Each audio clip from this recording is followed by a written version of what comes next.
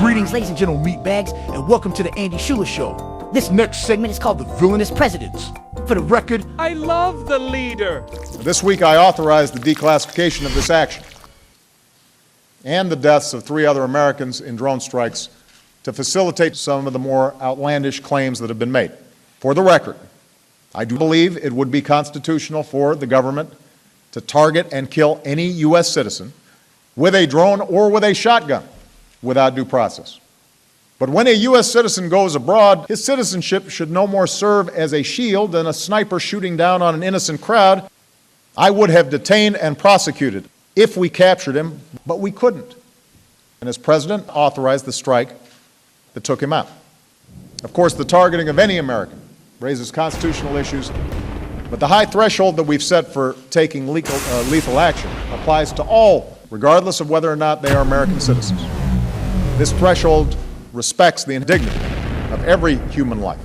The decision to use force against individuals or groups or an enemy of the United States is the thing I do as president.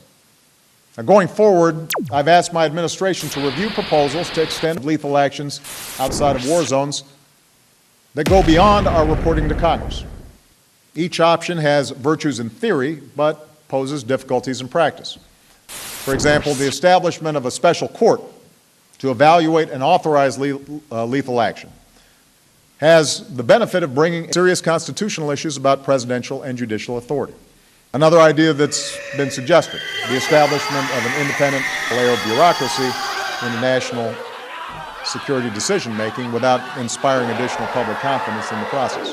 I look forward to actively engaging Congress to deploy armed drones over U.S. soil. For the first time, the Obama administration admitted Wednesday it had killed 4 U.S. citizens in drone strikes. U.S. Attorney General Eric Holder said of the 4 U.S. citizens, he said the other 3 citizens were, quote, not specifically targeted by the United States. Holder gave no other details on their deaths. His letter also did not address the thousands of non-U.S. citizens who've been killed by U.S. drones. U.S. drone strikes have killed as many as 3,900 people since 2002. Most of the deaths occurred under President Obama.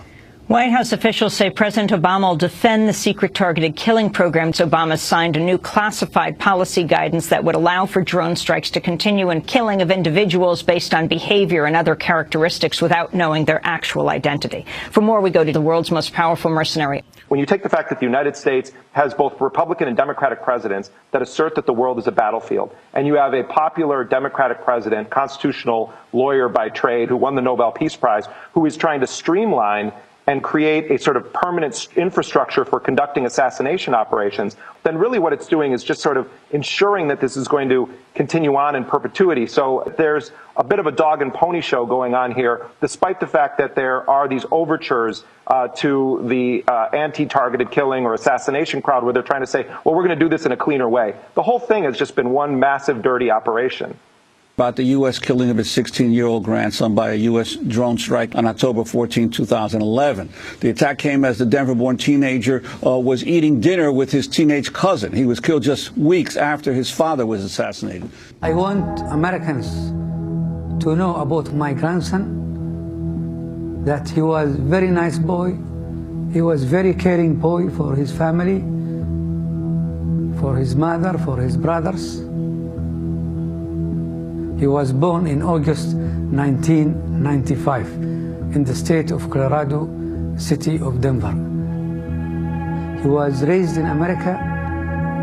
He was a child, and I never thought that one day this boy, this nice boy, will be killed by his own government.